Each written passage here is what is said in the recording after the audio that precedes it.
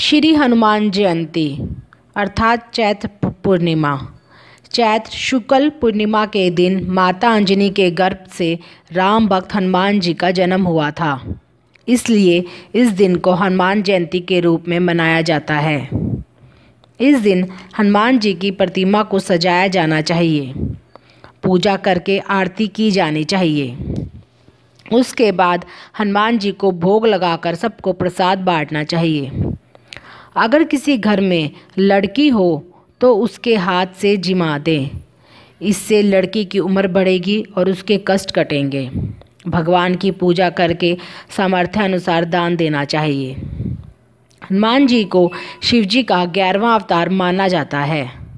हिंदू मान्यता अनुसार रुद्रावतार भगवान हनुमान माता अंजनी और वानर राज केसरी के पुत्र हैं। हनुमान जी की जन्म तिथि पर कई मतभेद हैं, लेकिन अधिकतर लोग चैत्र शुक्ल पक्ष की पूर्णिमा तिथि को ही हनुमान जयंती के रूप में मानते हैं। हनुमान जी के जन्म का वर्णन वायु पुराण में किया गया है। हनुमान जी को भक्ति और शक्ति दोनों का अद्भुत मेल माना जाता है। इसी के दम पर उन्होंने अपने पूज्य श्री राम को उनकी पत्नी सीता से मिलवाया और उनके भाई लक्ष्मण की जान बचाने के लिए संजीवनी बूटी पर्वत समेत उठा लाए थे। प्रभु श्री राम के भक्त संकट मोचन महावीर बजरंगबली हनुमान की महिमा सबसे न्यारी है। सूरज को निगलना, पर्वत को उठाकर उड़ना, रावण की सोने की लंका को फूंकना, कितने ही ऐसे असंभव लगने वाले कार्य हैं जिन्हें श्री हनुमान ने कर दिखाया। श्री हनुमान जयंती की पूजा विधि और व्रत कथा। हनुमान जी की पूजा अर्चना में ब्रह्मचार्य और शुद्धता का बहुत ध्यान रखना होता है। व्रत का पालन करने वाले को चाहिए कि यह व्रत की पूर्वी रात को ब्रह्मचार्य का पालन आरंभ करें और पृथ्वी पर ही शयन करें। प्रातःकाल ब्रह्म मुहूर्त में उठकर अपने नित्य कर्मों से निवृत्त होकर श्री राम, सीता जी और हनुमान जी का स्मरण करना चाहिए। हनुमान जी की प्रतिमा की प्रतिष्ठा करते हुए षोडोपचार पूजन करना चाहिए। पूजन सामग्री के लिए गेंदा, गुलाब, कनेर, सूरजमुखी आदि के लाल या पीले फूल, सिंदूर, केसर युक्त चंदन, धूप, अगरबत्ती, शुद्ध घी या चमेली के तेल का दीप आदि ले सकते हैं। इस दिन हनुमान जी को सिंदूर का चोला चढ़ाएं तो उससे भी मनोकामनाएं शीघ्र पूरी होती है। प्रसाद रूप में गुड़, चना, बेसन के लड्डू का भोग लगाना चाहिए। ओम हनुमते नमः मंत्र का उच्चारण करते रहना चाहिए।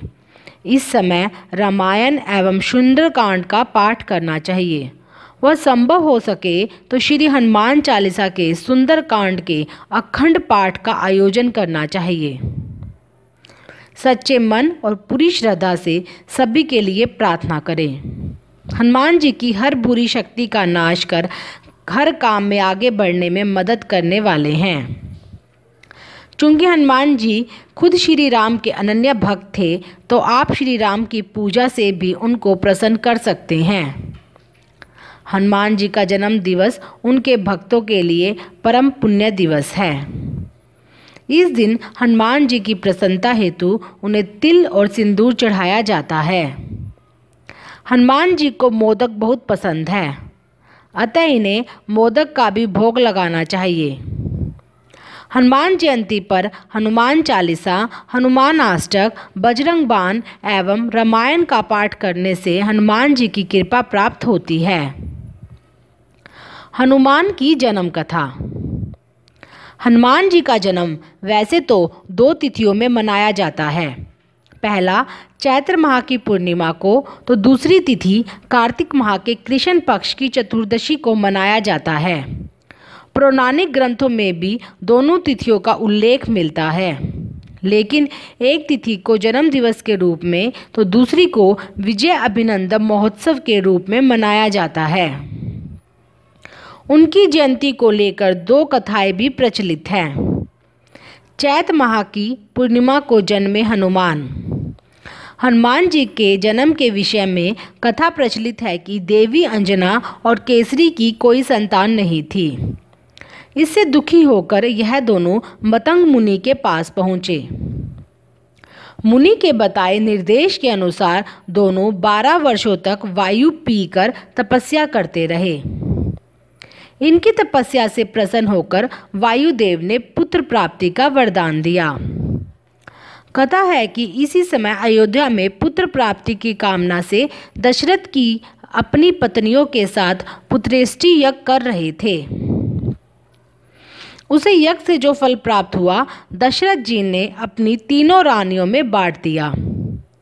इसी फल का एक अंश लेकर एक पक्षी उस स्थान पर पहुंचा जहां अंजना और केसरी तपस्या कर रहे थे। पक्षी ने फल का वह अंश अंजना की हथेली में गिरा दिया।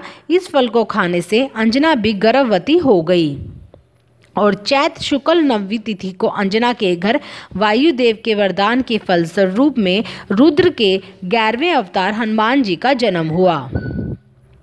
माना जाता है माता अंजनी के उदर से हनुमान जी पैदा हुए।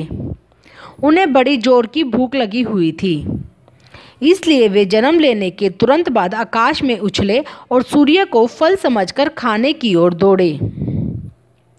उसी दिन राहु भी सूर्य का अपना ग्रास बनाने के लिए आया हुआ था, लेकिन हनुमान जी को देखकर उन्होंने इसे दूसरा राहु समझ लिया। तभी इंद्र ने पवन पुत्र पर वज्र से प्रहार किया, जिससे उनकी ठोड़ी पर चोट लगी। वह उसमें टेढ़ापन आ गया। इसी कारण उनका नाम भी हनुमान पड़ा।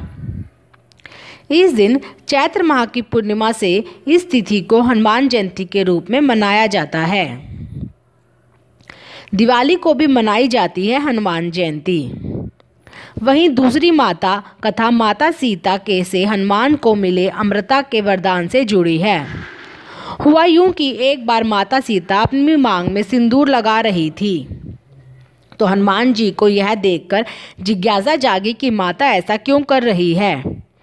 उसने अपनी शंका को रोका न गया और माता से पूछ बैठे कि माता आप अपनी मांग में सिंदूर क्यों लगाती है। माता सीता ने कहा कि इससे मेरे स्वामी श्री राम की आयु और सौभाग्य में वृद्धि होती है।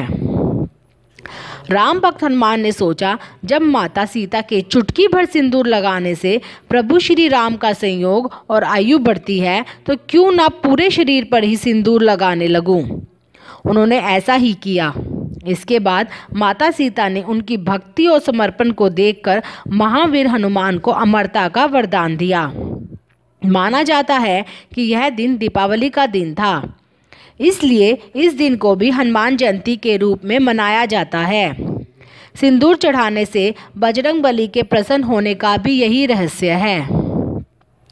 रावण के विरुद्ध युद्ध में भगवान राम की मदद के लिए हनुमान का रूप धारण किया था। भगवान राम के प्रति श्री हनुमान की निष्ठा, सेवा एवं भक्ति का संपूर्ण वर्णन रामायण में मिलता है। भगवान राम त्रेता युग में धर्म की स्थापना करके पृथ्वी से अपने लोक वैकुंठ चले गए, लेकिन भगवान राम ने धर्म की रक्षा के लिए प्रलय काल तक हनुमान को पृथ्वी पर रहने का आग्रह किया। इसके लिए राम ने हनुमान जी को अमरता का वरदान दिया। इस वरदान के कारण हनुमान जी आज भी जीवित हैं और भगवान के भक्तों और धर्म की रक्षा में लगे हुए हैं। हनुमान जी के जीवित होने के प्रमाण समय समय पर प्राप्त होते रहे, जो इस बात को प्रमाणित करता है कि हनुमान जी आज भी जीवित हैं। 16वीं सदी के महान संत कवि तुलसीदास जी को हनुमान जी की कृपा से राम जी के दर्शन प्राप्त हुए। कथा है कि हनुमान जी ने तुलसीदास जी से कहा था कि राम और लक्ष्मण त्रिकुट नियमित आते रहते हैं। मैं वृक्ष पर तोता बनकर बैठा रहूँगा। जब राम और लक्ष्मण आएंगे मैं आपको संकेत दे दूंगा। हनुमान जी की आज्ञा के अनुसार तुलसीदास जी चित्रकूट घाट पर बैठ गए और सभी आने जाने वालों को चंदन लगाने लगे। राम और लक्ष्मण जब आए तो हनुमान जी गाने लगे, चित्रकूट के घाट पे भई संत के भीर, तुलसीदास चंदन घिसे तिलक देत रघुवीर। हनुमान जी के यह वचन सुनते ही तुलसीदास प्रभु राम और लक्ष्मण जी को निहारने लगे। इस प्रकार तुलसीदास को राम जी के दर्शन हुए। तुलसीदास की बढ़ती हुई कीर्ति से प्रभावित होकर अकबर ने एक बार तुलसीदास जी को अपने दरबार में बुलाया। तुलसीदास जी को अकबर ने कोई चमत्कार दिखाने के लिए कहा, जिसे तुलसीदास जी ने अस्वीकार कर दिया। क्रोधित होकर अकबर ने तुलसीदास जी को जेल में डाल दिया। जेल में तुलसीदास जी ने हनुमान जी की आराधना शुरू कर दी। इतने में चमत्कार यह हुआ कि बंदरों ने अकबर के महल पर आक्रमण कर दिया। बंदरों के उत्पात से अकबर भयभीत हो गया। अकबर को समझ में आ गया कि तुलसीदास जी को जेल में डालने के कारण हनुमान जी नाराज हो गए हैं। बंदरों के उत्पात का कारण यही है। अकबर ने संत तुलसीदास जी से क्षमा मांगी और उन्हें जेल से मुक्त कर दिया। तुलसीदास जी से पहले हनुमान जी की मुलाकात त्रेता युग में महाभारत युद्ध से पहले पांडु पुत्र भीम से हुई थी। भीम की विनती पर युद्ध के समय हनुमान जी ने पांडवों की सहायता करने का आश्वासन दिया था। माना जाता है कि महाभारत युद्ध के समय अर्जुन के रथ का ध्वज थामकर हनुमान महावीर बैठे थे। इसी कारण तीखे बाणों से भी अर्जुन का रथ पीछे नहीं होता था और संपूर्ण युद्ध के दौरान अर्जुन के रथ का ध्वज लहराता रहा। हनुमान जी बुद्धि और बल के दाता है। उत्तराखंड में भगवान राम ने हनुमान जी को प्रज्ञा, धीर, वीर, राजनीति में निपुण आदि विशेषणों से संबोधित किया। हनुमान जी बल और बुद्धि से संपन्न हैं। हनुमान को मनोकामना पूर्ण करने वाले देवता माना जाता है। इसलिए मन्नत मानने वाले अनेक स्त्री पुरुष हनुमान जी की मूर्ति की श्रद्धापूर्वक निर्धारित प्रदक्षिणा करते हैं। कई लोगों को आश्चर्य होता है कि जब किसी कन्या का विवाह न तय हो रहा हो तो उसे ब्रह्मचारी हनुमान जी की उपासना करने को कहा जाता है।